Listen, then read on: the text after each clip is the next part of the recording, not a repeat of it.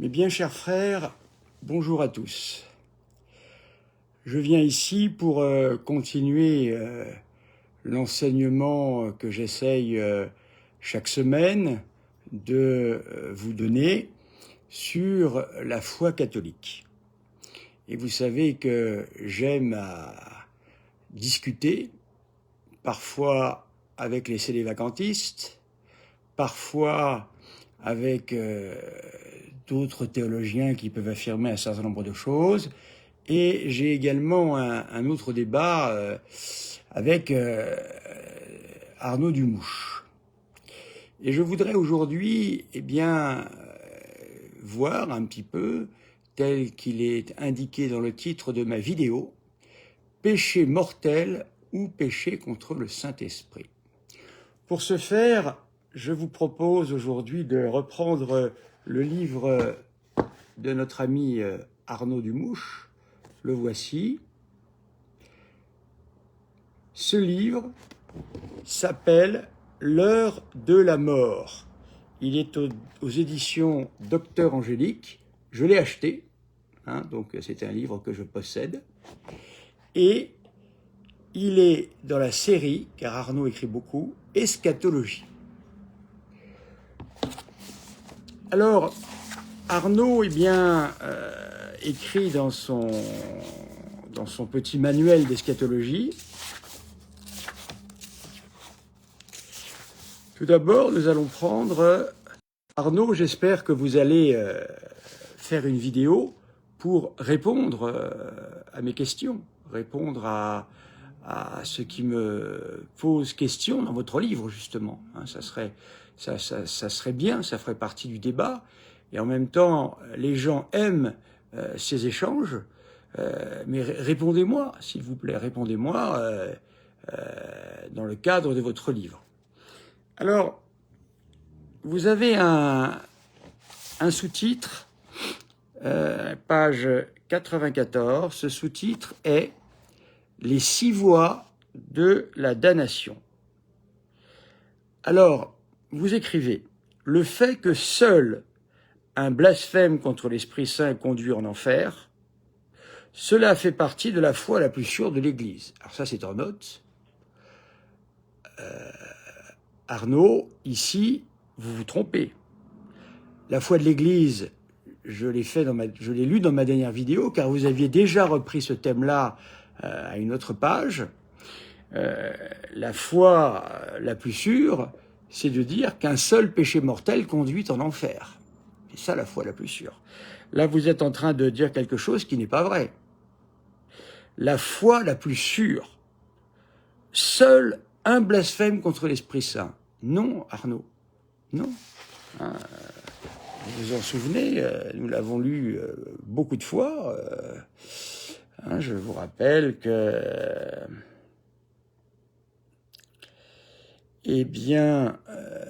pour qu'un péché mortel... voilà.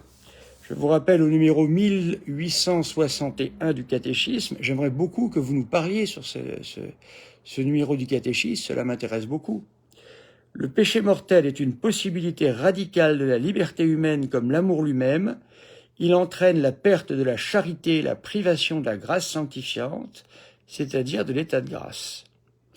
S'il n'est pas racheté par le repentir, c'est-à-dire le regret des péchés que l'on commet, et le pardon de Dieu, c'est-à-dire l'absolution reçue validement d'un prêtre, il cause l'exclusion du royaume du Christ et la mort éternelle de l'enfer.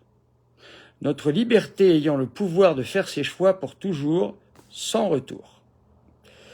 Donc vous voyez que un seul péché mortel, suffit pour aller en enfer. C'est ce que dit le catéchisme. Voilà, le catéchisme le répète régulièrement. Et nous avons pu voir également qu'à travers le Detzinger, cette vérité est rappelée sans cesse. Donc quand vous dites que ici nous avons affaire à la foi la plus sûre de l'Église, il faut que vous m'expliquiez comment.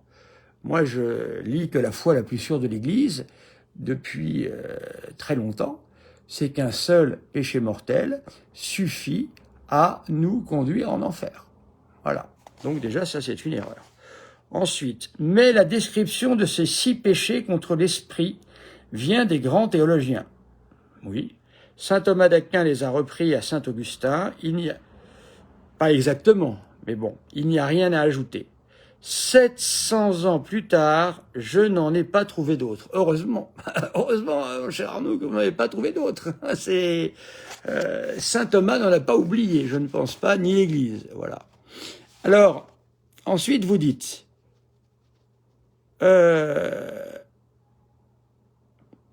chose certaine, sauf peut-être le nombre, 6 ou plus. Je vous rassure, Arnaud, c'est 6, pas plus. Si vous en trouvez un autre, je pense qu'il faut que très rapidement, vous le fassiez connaître, parce que je ne le connais pas. Alors, vous dites, à travers quelques récits, nous allons essayer de manifester les 6 grandes manières dont il est possible au moment de la mort de commettre le péché qui conduit en enfer. Erreur, Arnaud. Le seul péché, enfin, le péché qui conduit en enfer, c'est le péché mortel. J'en ai fait toute une liste la dernière fois. Vous pouvez aller la voir, hein, mais vous le savez. Hein, le péché mortel, eh bien, entraîne la perte de la charité, hein, l'état de grâce, et il cause l'exclusion du royaume du Christ et la mort éternelle de l'enfer. Comment le dire mieux que cela? Voilà, donc vous pouvez aller voir au numéro 1861 que très régulièrement je répète. Voilà, donc vous voyez que là c'est une erreur, hein. C'est pas, à moins que vous fassiez une vidéo. Faites une vidéo pour me répondre, c'est le principe d'un débat normalement. Il n'y a pas que le débat face à face. Vous savez que moi, ce débat-là, je ne veux pas le faire. Donc, à vous de répondre. Répondez simplement. Pourquoi vous ne pouvez pas répondre? Je ne comprends pas. C'est une discussion. Alors, saint Thomas d'Aquin donne dans sa Somme théologique la liste des 6 péchés, effectivement. Secunda secunde, vous dites en note. Question 14, article 2. Là-dessus, on ne peut pas dire le contraire, c'est vrai. Cette liste reste valable et correspond parfaitement, alors, voilà où là, je pense que c'est vraiment faux, aux actes d'un orgueil devenu indestructible. Si je vous suis, Arnaud, à moins que je me trompe dans cette page 94 que vous nous donnez ici, eh bien vous dites que le seul péché, en fin de compte, qui peut nous envoyer en enfer, c'est l'orgueil. C'est l'orgueil. Alors l'orgueilleux, il a intérêt à bien s'accrocher, parce que c'est, j'ai l'impression, le seul péché qui puisse nous conduire en enfer. Hein. J'ai l'impression, sauf si vous me dites précisément ce que vous avez voulu dire, page 94. Un livre, c'est public. Un livre, c'est fait pour être lu par tout le monde. Donc j'ai le droit de vous interroger, parce que je ne comprends pas ce que vous voulez dire par là. Alors, vous donnez la liste, elle reste valable, voilà. Alors, refus de croire, envie des grâces fraternelles, présomption, désespérance, obstination, impénitence finale. Bon, c'est vrai, Arnaud Dumouche dit la vérité quand il nous dit que ici, ce sont les 6 péchés contre le Saint-Esprit, selon saint Thomas. Il a tout à fait raison. Là où Arnaud se trompe, selon le catéchisme et selon toute la doctrine de l'Église. Je crois que j'ai eu l'occasion, à la dernière vidéo sur le livre d'Arnaud, de vous montrer combien c'est tout le temps le péché mortel qui nous conduit en enfer. Alors, vous dites, ça c'est plus embêtant, déjà l'avant était embêtant, mais là vous dites à la page 116, en conclusion, alors, vous me dites tout le temps, j'ai l'imprimature. Peut-être que vous avez l'imprimature, mais il n'empêche que ce que je lis là n'est pas conforme à la foi catholique. La bonne réponse à me donner, Arnaud, parce qu'Arnaud fait beaucoup de petits messages, vous savez. C'est des messages que vous ne pouvez pas voir, qui sont par derrière. Alors Arnaud peut parfois vous dire des choses qui va vous embêter, peut essayer de faire pression, différents essais comme ça. Mais Arnaud aime beaucoup les petits messages par derrière comme ça pour essayer d'arrêter le débat. Non Arnaud, moi je n'arrête pas le débat. Il y a un livre, Vous avez l'imprimature, eh bien très bien, mais il n'empêche que tout ça n'est pas conforme à la foi catholique. Alors répondez, défendez-vous. C'est pas l'imprimature qui va vous défendre. C'est vous qui devez répondre à l'imprimature. Vous l'avez très bien, bah justifiez-le maintenant. C'est moi qui vous donne des choses qui semblent totalement contraires avec ce que la foi catholique et ce que vous nous dites. Alors je prends la page 116. Et s'il vous plaît, évitez les petits mots, ça sert à rien, vous m'envoyez des petits mots. Hein. Alors c'est pas des petits mots gentils, hein, non, des petits mots toujours des menaces, des petites menaces comme ça. C'est pas très gentil tout de même, mais c'est pas très fair-play. Hein. C'est pas fair-play du tout même. Hein. Voilà, donc écoutez, moi je suis libre en conscience, je fais ce qui me plaît de faire. Et là, je pense que c'est important d'éclairer vos lecteurs sur ces choses qui ne paraissent pas qui ne sont pas en adéquation avec la foi catholique. Page 116. En conclusion, on peut dire, alors, félicitations, vous êtes un homme qui savait beaucoup de choses, car vous nous dites, bien peu d'hommes vont en enfer. Ah, intéressant. Car le blasphème contre l'Esprit Saint implique un orgueil bien difficile à conserver d'une vie terrestre et devant, bien sûr, l'apparition glorieuse de Jésus. Là, ici, il y a tout de même deux propos qui sont très étonnants. Le premier propos, eh bien, c'est de nous dire qu'en fait, eh bien, vous répétez encore que, alors déjà, il y a bien peu de monde en enfer. Ah bon? Merci. Écoutez, expliquez-nous comment vous avez une telle science. Ensuite, vous nous dites, le blasphème contre l'Esprit Saint implique un orgueil. Donc seuls les orgueilleux vont en enfer, si je comprends bien. L'enfer est un lieu pour les orgueilleux. Ah, vous êtes très à cheval là-dessus, hein, sur l'orgueil. Hein. Ensuite, vous nous parlez de l'apparition glorieuse de Jésus.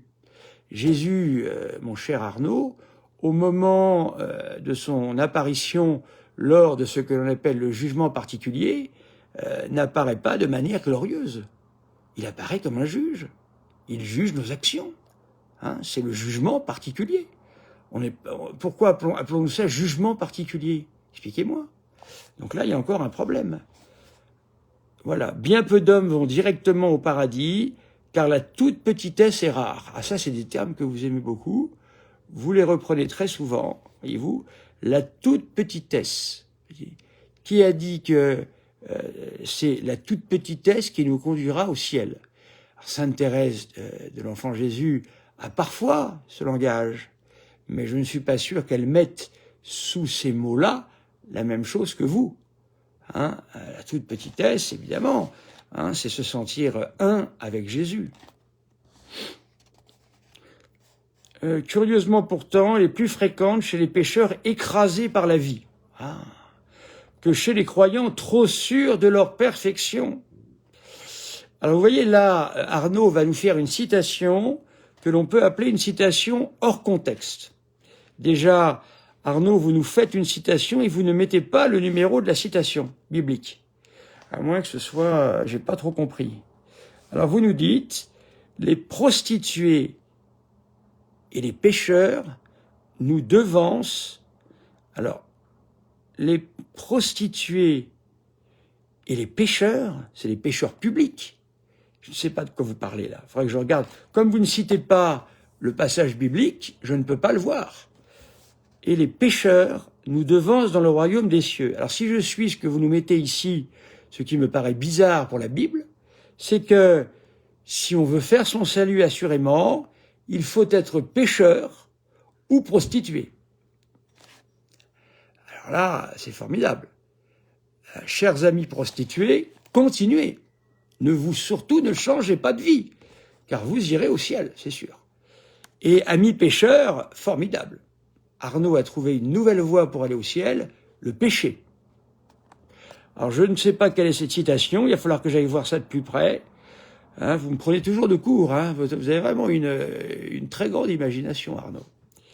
Alors, quand vous nous dites les prostituées, qu'est-ce que notre Seigneur a voulu dire?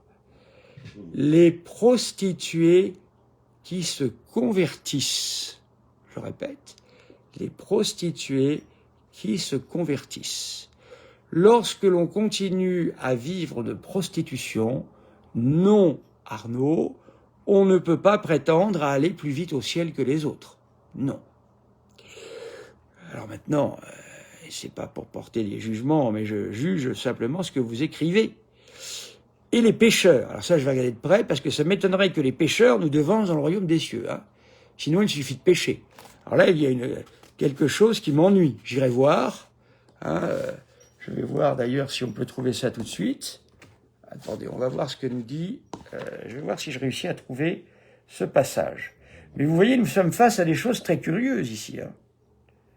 Alors, je vais vous trouver ça. Alors, en tout cas, les prostituées, c'est sous-entendu, bien sûr, les prostituées converties. Les prostituées... Pardonnez-moi, j'ai été surpris par cette citation. Les prostituées entreront... Voilà. Alors, nous avons bien, ici, alors, verset 31 du chapitre 21. Ah, les publicains, voilà. C'est pas les pécheurs, hein. Je sais pas où vous avez été trouver ça. Hein. Je répète la traduction d'Arnaud. Alors moi, je trouve ça... alors attendez, je trouve ça en... À mon avis, c'est Saint Matthieu, ça. Hein. Il faut regarder. À mon avis, c'est Saint Matthieu. Je vais vous le dire tout de suite, chers amis. Oui, c'est Saint Matthieu, c'est bien ça. Alors, Saint Matthieu... Alors, voilà. Alors, Arnaud nous dit... Alors, il nous fait une citation biblique dans un livre tout de même d'études. C'est un livre que certainement certaines personnes ont lu, hein, et font même de leur livre de chevet. Vous nous mettez, Arnaud, les prostituées et les pécheurs, ah, c'est formidable ça, nous devancent dans le royaume des cieux. Cher ami, péchez, péchez, péchez, péchez, vous irez au royaume des cieux selon la traduction donnée par Arnaud. Alors moi j'ai une autre traduction. Alors, les publicains et les prostituées vous précèdent dans le royaume de Dieu. Pourquoi ? Certainement pas les pécheurs, hein, vous l'avez compris, c'est une erreur embêtante ça.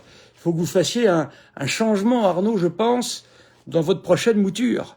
C'est quand même très important, là, ce que je dis là. Hein. Alors ici, qu'est-ce que nous dit Jésus ? Il nous dit, tout d'abord, les prostituées. Bien sûr, on fait allusion ici peut-être à Sainte Marie-Madeleine. Dès lors qu'une femme qui a été dans la prostitution se convertit pour Jésus, cette femme a un cœur, effectivement, peut-être plus humble que les autres. Et surtout, ce n'est même pas ça qui nous intéresse. Ce qui nous intéresse, c'est que les prostituées sont peut-être des femmes beaucoup plus généreuses que les autres. Les prostituées converties à chercher le bon Dieu. Elles vont en ligne directe. Elles ont tellement connu d'horribles choses dans leur vie, elles vont en ligne directe. Donc c'est les prostituées converties, Arnaud. Hein. C'est les prostituées. Ça, vous faites une juste citation. Mais ensuite, c'est pas les pécheurs. Je sais pas où vous avez été trouver ça. Parce que moi, j'irai voir dans ma Bible Nestlé. Vous savez, la Bible Nestlé, c'est pas le lait. Hein. La Bible Nestlé, c'est une traduction vraiment du grec au français. Voilà. Alors, ce sont les publicains. Alors, les publicains étaient des gens qui étaient très très mal vus des pharisiens. Ils avaient des querelles ensemble, querelles d'appartenance, et les pharisiens détestaient les publicains. Et les publicains très souvent faisaient des métiers que les pharisiens déclaraient impurs. Hein, ils pouvaient garder les moutons, ils pouvaient être collecteurs d'impôts. Tout ça était très mal vu par les pharisiens, même s'ils étaient hypocrites, parce que c'était les premiers à faire des alliances avec tous ces gens-là. Voilà, donc les publicains, en fait, seront les premiers, parce que, comme ils sont très mal vus par les pharisiens, on peut s'imaginer effectivement que ils ont une vie cachée très profonde. Voilà. En tous les cas, mon cher Arnaud, votre citation ne va pas. Elle ne va pas. Vous vous rendez compte, hein, les prostituées et les pécheurs nous devancent. Ça va pas du tout, ça. Alors, en effet, l'humilité, même si elle trouve son origine dans l'humiliation... Ah, non. Je répète, l'humilité, même si elle trouve son origine dans l'humiliation... Non, c'est une vertu, Arnaud. Elle trouve son origine dans la grâce de Dieu. C'est une grâce particulière que Dieu nous donne et qui fait que nous devenons humbles. Tous ceux qui sont devenus humbles ne l'ont pas été simplement parce qu'ils ont été humiliés. Et non, certains peuvent avoir cette vertu d'humilité simplement par la grâce reçue d'un sacrement. C'est une vertu, l'humilité, Arnaud. Ça ne vient pas de l'humiliation. Encore une erreur, voyez-vous, là, c'est criblé, hein. Oh, et non de la fréquentation de Jésus. Oh, Arnaud, est-ce que vous avez oublié que Jésus est doux et humble de cœur? Est-ce que vous avez oublié que quand on fréquente Jésus, on devient nous-mêmes doux et humble de cœur? Bien sûr. La fréquentation du Sacré-Cœur de Jésus nous rend doux et humble de cœur. C'est pas les humiliations, Arnaud, vous vous trompez là encore. C'est une inversion totale. Dispose au salut. Alors les humiliations ne disposent pas au salut, car les humiliations peuvent conduire à la vengeance, peuvent conduire à des gens qui sont fous par l'humiliation. On peut rendre les humains fous, vous savez. C'est terrible, l'humiliation. C'est dans la grâce de Dieu que l'on trouve la source de l'humilité. Voilà. C'est dans l'imitation de Jésus que l'on trouve l'humilité. Bien sûr, c'est tout ça, mon cher Arnaud. Il en est de même que toutes les formes de bonté, qu'elles soient purement philanthropiques, bouddhiques, musulmanes ou marxistes, ah. Alors Arnaud, je vous rappelle tout de même que Pie XI, dans son encyclique contre le national-socialisme, et pardon, contre le marxisme, déclare que le marxisme est intrinsèquement pervers. C'est-à-dire qu'il n'y a rien de bon là-dedans. Rien. Ne cherchez pas, il n'y a rien de bon. Intrinsèquement pervers. Donc non, rayez marxiste ici, hein, c'est un peu de trop. Hein. Alors, ce que vous avez fait au plus petit d'entre les miens, c'est à moi que vous l'avez fait. Alors là, curieusement, il y a la référence. La deuxième, pas la première. C'est un code, je ne sais pas, je pense pas. Au paradis, nous verrons des prostituées, charmants, comblées d'une gloire immense, et des théologiens de l'Église devenus tout petits pour s'être trop préoccupés de bavardage. Ce qui veut dire qu'il vaut mieux être prostitué que théologien de l'Église. C'est pas bon d'être théologien. Pas bon du tout. Si je vous suis. Jésus seul peut nous sauver, mais il n'élève que les humbles. C'est vrai, mais qui fait qu'on est humble, c'est Jésus aussi. Donc, non, ça va pas, là. Hein. Ah là là, les théologiens, vous leur en voulez, hein. Vous leur en voulez aux théologiens pour les mettre tous en enfer comme ça, c'est pas terrible, hein. Enfin là, ils sont pas en enfer, hein. Ils sont quoi? Ils sont trop petits. Ils sont quoi? Ah, c'est les plus petits, c'est ça, c'est les plus petits. Quant à la grande majorité des hommes, elle est sauvée. Alors là, c'est formidable, Arnaud. Vous avez de ces trucs avec un principe d'affirmation extraordinaire. Mais après un temps de purification. Ah, donc je répète, la grande majorité des hommes, c'est combien la grande majorité des hommes? 95%, 90%, c'est combien, je ne sais pas. En tous les cas, d'où tenez-vous vos sources? Ça sort d'où, ça? Que la grande majorité des hommes est sauvée, mais après un temps de purification. Seriez-vous prophète? Je ne sais pas. La plupart d'entre nous apprendra au purgatoire à aimer avec limpidité. Ah, c'est ça, je pensais que le purgatoire, c'était le lieu où l'on se purifiait de nos péchés et de nos attachements à la vie terrestre. Je pensais que c'était ça. Sans retour sur soi. Toutes nos œuvres qui n'auront pas été bâties avec l'or de la charité, décidément, vous aimez la charité, vous, hein, mais par le bois et la paille du péché seront purifiées. Alors, mon cher Arnaud, je vais vous rappeler quelque chose tout de même. Quand l'Église dit, en son numéro 1857 du catéchisme, pour qu'un péché soit mortel, je prends le catéchisme parce que c'est répété tout au long de l'histoire des dogmes. Tout le temps la même chose. 3 conditions ensemble sont requises. Donc, et péché mortel, tout péché qui a pour objet une matière grave. Alors, on va commencer. La matière grave est précisée par les 10 commandements. Ah, alors vous dites c'est toujours l'orgueil. Et non, ne tue pas. Oui, ne tue pas. Ça veut dire ne tue pas la vie innocente, toujours pareil. Ne commets pas d'adultère. Ah oui, celui qui a commis le péché d'adultère, qui est celui qui a regardé une femme, eh bien, a commis le péché d'adultère avec elle. Alors évidemment, quand on a commis le péché d'adultère, c'est évidemment, vous l'aurez compris, la matière suffisante à la matière grave. Ça suffit pour un péché mortel. Ne vole pas. Le vol. Est-ce que le voleur est fortement un orgueilleux? Pourquoi vous mettez tout sur... pourquoi mettez-vous le paquet sur les orgueilleux et vous oubliez tous les autres?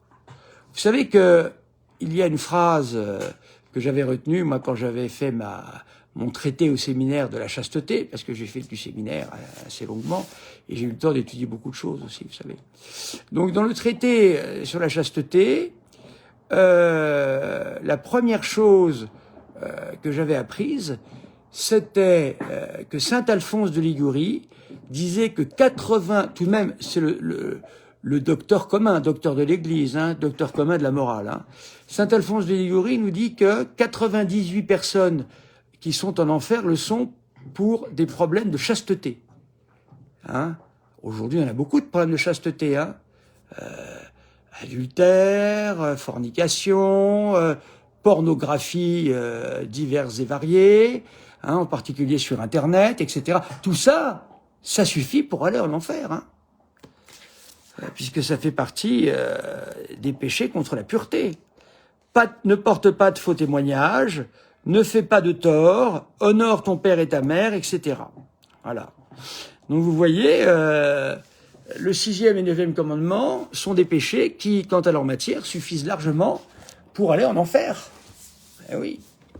Et d'autant plus qu'il y a une particularité au 6e et 9e commandement, c'est que ces deux commandements-là sont toujours, en dehors du mariage, ne sont jamais de légèreté de matière. Il n'y a que la gravité de matière. Pourquoi?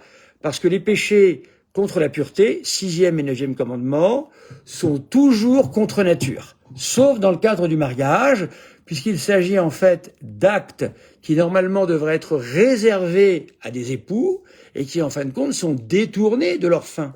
Et comme ils sont détournés de leur fin, ils sont contra natura, nous dit saint Thomas d'Aquin. Je pourrais vous faire facilement une réponse, hein, si jamais Arnaud dans sa vidéo me contredit. Sur ce point-là, péché contre nature, c'est automatiquement, il n'y a pas de légèreté de matière, c'est gravité de matière, sauf dans le mariage. Voilà. Donc c'est pour ça qu'il y a beaucoup plus de chances de se damner avec la pureté, avec l'impureté, qu'avec l'orgueil. Arnaud, je voudrais savoir pourquoi vous insistez autant sur l'orgueil. Voilà quelque chose tout de même d'étonnant. Voilà. Alors voyez-vous, je farfouille, je fouille ce livre, qui est une mine d'erreurs. Alors, Arnaud aime beaucoup parler aussi de Adolf Hitler. Ah, ça, c'est son truc, ça, Adolf Hitler. Alors, lorsqu'Adolf Hitler s'est suicidé, il a quitté le monde en emportant la responsabilité de dizaines de millions de vies humaines, ça c'est vrai, détruites, dont en particulier quelques millions de femmes, d'enfants coupables d'être nés, accompagnés de son mépris. Hitler ne semble pas s'être rendu coupable d'un... Écoutez bien, écoutez, c'est intéressant. Surtout moi, en tant que... bon, bref, moi ça m'intéresse à titre familial, ça. Hitler ne semble pas s'être rendu coupable d'un véritable... C'est à la page 97. Ne semble pas s'être rendu coupable d'un véritable blasphème contre le Saint-Esprit. Ah bon? Mais un péché mortel, non, avant l'heure de sa mort. Hitler ignore bien évidemment la théologie et le cœur de Dieu. Il ne soupçonne pas un seul instant à quel point il est aimé, écoutez bien, par les milliards d'êtres humains et angéliques présents auprès de Dieu. Magnifique. C'est-à-dire que moi, la partie de ma famille qui a été déportée dans les camps de concentration, qui y ont péri,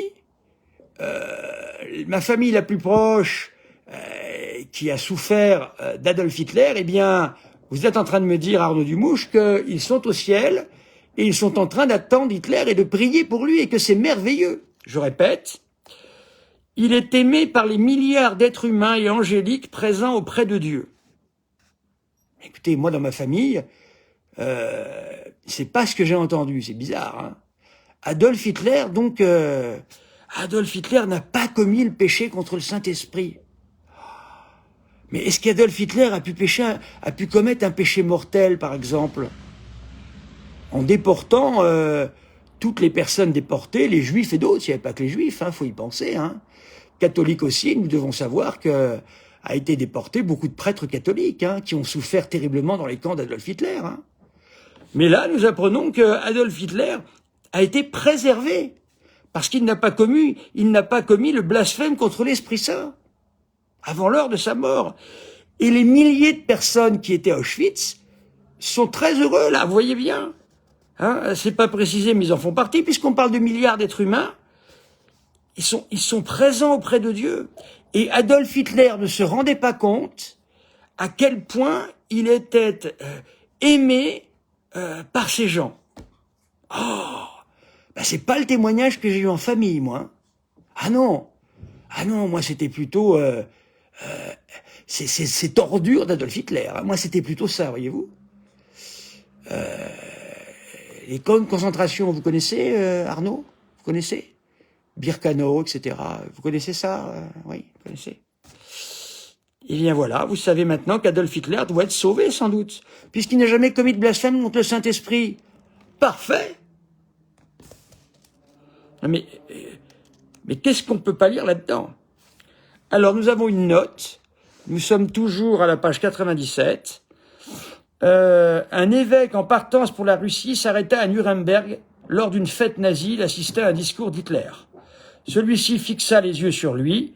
L'évêque témoignait des années après d'un malaise qu'il avait gardé, ayant l'impression d'avoir été démasqué.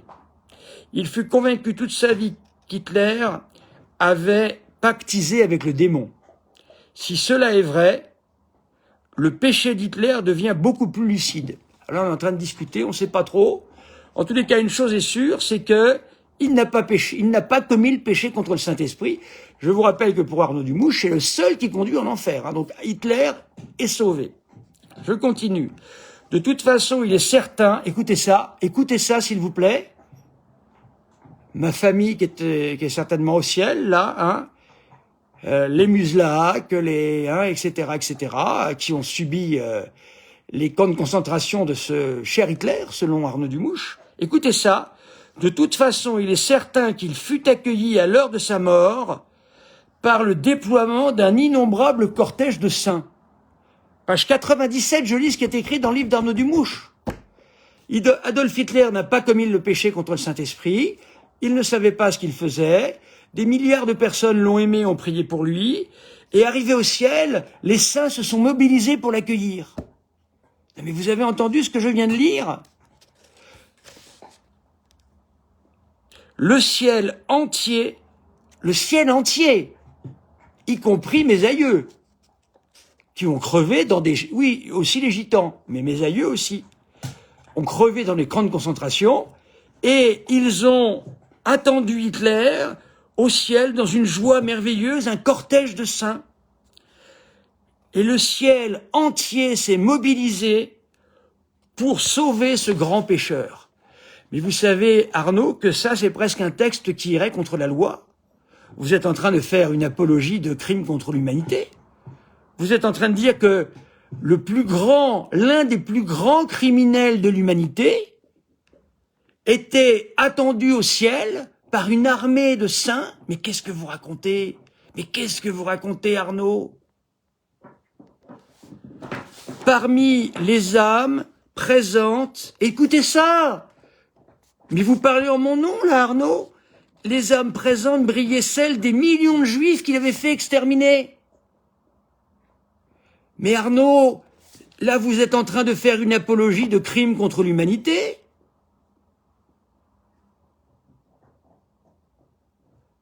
Je répète, parce qu'il faut, j'y croyais pas. Écoutez ça.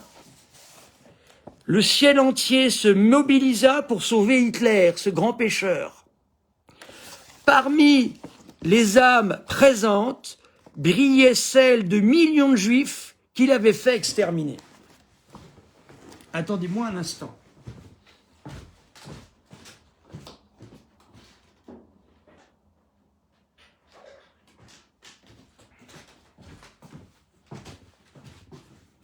Arnaud, celui dont vous faisiez la louange, voilà. Ça, c'est l'étoile jaune de mon... Voilà l'étoile jaune de mon père.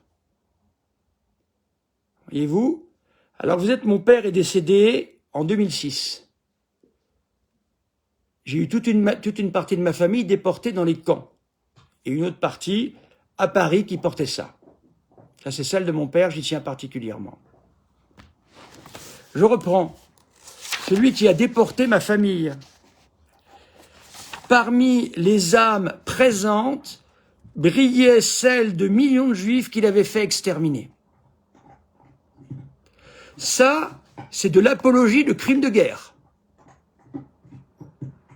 D'un criminel de guerre. Donc vous dites que ceux qui nous ont imposé ça, ils ont accueilli Adolf Hitler. Vous y croyez vraiment à ça? Il les vit. Écoutez bien, chers amis. Écoutez bien. Je parle pas des sionistes, là, ici, hein. Je parle des juifs qui ont été déportés en 1900, entre 42 et 44. Donc, avec vos sionistes, vous pouvez rentrer chez vous, mon cher ami, hein. Ma famille était patriote, et peut-être plus patriote que la vôtre, voyez-vous. Il les vit un à un.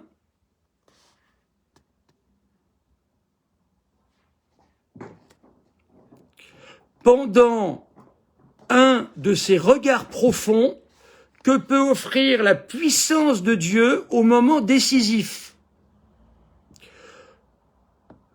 Toutes ces âmes réunies proposaient leur pardon à Hitler. Non mais vous entendez? Vous entendez ce que je lis là? Là on parle pas des sionistes là, il n'y avait pas d'État Israël en 1942. C'est 47. Le commencement de l'État d'Israël. Et de toutes les façons, c'est indigne, votre parole, là, monsieur, là. Toutes ces âmes réunies, alors voyons, écoutez ce qu'il dit. Ce terme est précis, le pardon est proposé, il n'est pas donné, car il est aberrant de pardonner tant que la contrition n'est pas là. L'amour n'est pas une vertu molle, c'est n'importe quoi une vertu molle, mais emplie de la droiture de la vérité. Sans arrière-pensée, parce que vous pensez que ceux qui ont été embarqués dans des trains à bestiaux, entassés à 90 voire 100, avec des jours et des jours de voyage, et ensuite pour arriver dans des camps abominables. Chez les communistes, c'était tout aussi horrible, hein, donc je ne dépends pas les uns ou les autres. Moi, j'ai une histoire familiale, et ce que j'ai lu là d'Arnaud me met dans je sais pas, hein, c'est vraiment une colère, là. C'est ainsi que l'on est au ciel. Nul ne peut entrer au ciel sans être dans une telle disposition. C'est pourquoi il est certain que les Juifs accueillèrent Jésus de cette façon. Mais ça va pas, mais ça va pas. Alors, Adolf Hitler, le plus grand saint de l'humanité, si je comprends bien, pour vous, monsieur Dumouche. Il vit le visage de Jésus, il détestait Jésus. Qu'est-ce que vous racontez? Rayonnant de douceur et d'humilité pour Adolf Hitler. Il vécut de l'intérieur cette parole terrible, pour lui de l'Évangile. Tout ce que vous avez fait au plus petit d'entre les miens, c'est à moi que vous l'avez fait. Mais là, on n'est pas dans cette considération-là. Là, on a affaire à quelqu'un qui a exterminé des hommes de toutes sortes. Moins que Staline, mais qui en a tout de même exterminé beaucoup. Moins que Staline, on est d'accord. Hein, moins que le communisme, mais tout de même, énormément. Il vaudrait mieux affronter la colère de Dieu que son pardon. Il n'est pas difficile, connaissant les obsessions d'Hitler. Non mais c'est un véritable réquisitoire pour Hitler. Comment ça ne vous a pas été interdit d'écrire ça, Arnaud Dumouche? Là, vous êtes en train de faire on écrirait la même chose sur Staline, ça serait pareil, hein.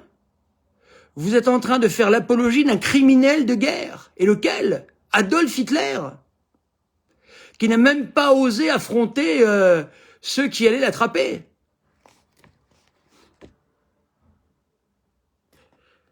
Connaissant l'obsession d'Hitler, durant sa vie terrestre, d'en constituer la teneur. Satan sait comment parler pour toucher une âme dans l'axe même de sa perversité.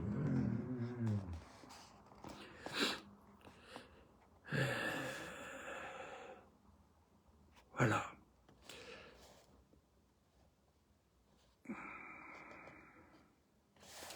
Voilà. Je viens de découvrir ça. Je ne l'avais pas vu. Donc Adolf Hitler est à l'honneur chez Arnaud Dumouche dans son livre L'heure de la mort. Je vous ai donné la page. Et ça, croyez bien que je vais le faire savoir, hein.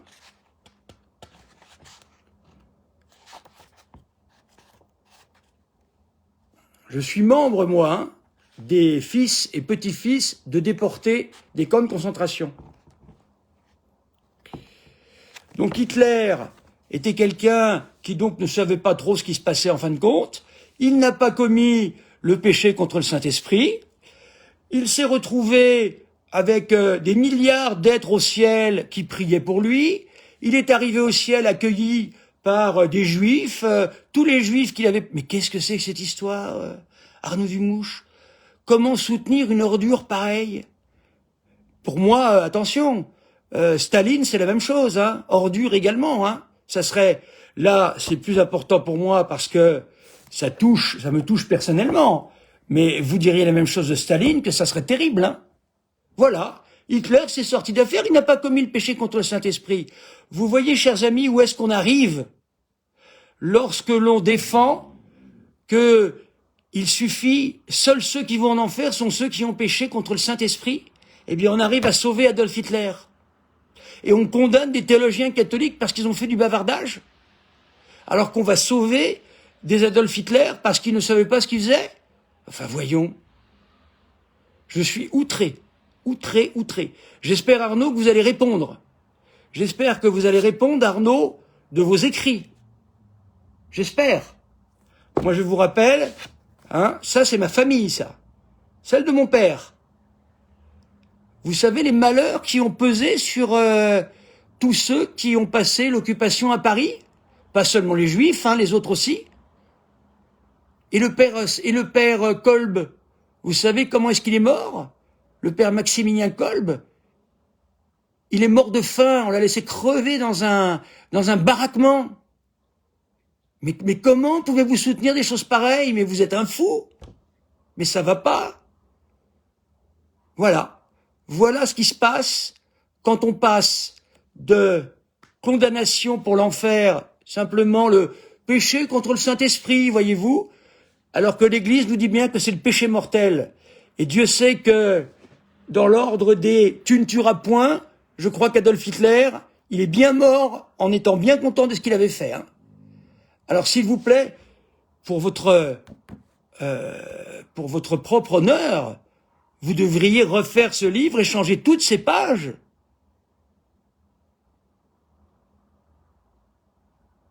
Je suis choqué au plus très fond de moi-même, hein. Voilà, chers amis. Je vous montre, hein, ce qui est écrit dans ce bouquin. J'ai découvert. Moi, je voulais simplement parler du péché mortel, mais ça va avec, hein. Péché mortel et péché contre le Saint-Esprit, voilà. Vous voyez, les hérésies conduisent toujours à des grands malheurs. Toujours, toujours, toujours. Voilà. Eh bien, ça en est la preuve. Je vais vous laisser. J'espère avoir un mot, plutôt une vidéo d'Arnaud Dumouche, pour demander pardon de ça. J'espère.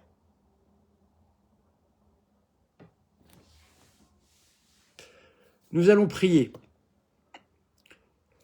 Au nom du Père, du Fils et du Saint-Esprit, ainsi soit-il. Je vous salue Marie, pleine de grâce. Le Seigneur est avec vous. Vous êtes bénie entre toutes les femmes, et Jésus, le fruit de vos entrailles, est béni. Sainte Marie, Mère de Dieu, priez pour nous pauvres pécheurs, maintenant et à l'heure de notre mort. Amen. Le Seigneur soit avec vous, et que le Seigneur vous bénisse, le Père, le Fils et le Saint-Esprit. Chers amis, eh bien, vous avez pu découvrir comme moi l'horreur, que je n'imaginais même pas, je vous assure. Je ne l'imaginais pas. L'horreur. Voilà. J'espère que, Arnaud, vous allez faire une vidéo pour demander pardon pour ça. Ça, dans mon cercle de fils et petits-fils de déportés, je peux vous dire que ça peut aller très très loin. Hein. Ça, c'est une apologie de crime contre l'humanité. Vous faites l'apologie d'un criminel contre l'humanité. Vous êtes en train de dire qu'Adolf Hitler, ce qu'il a fait, ce n'est pas si grave que ça. Et d'ailleurs, il est sauvé. Insupportable. Et je crois que tout le monde ici en est d'accord.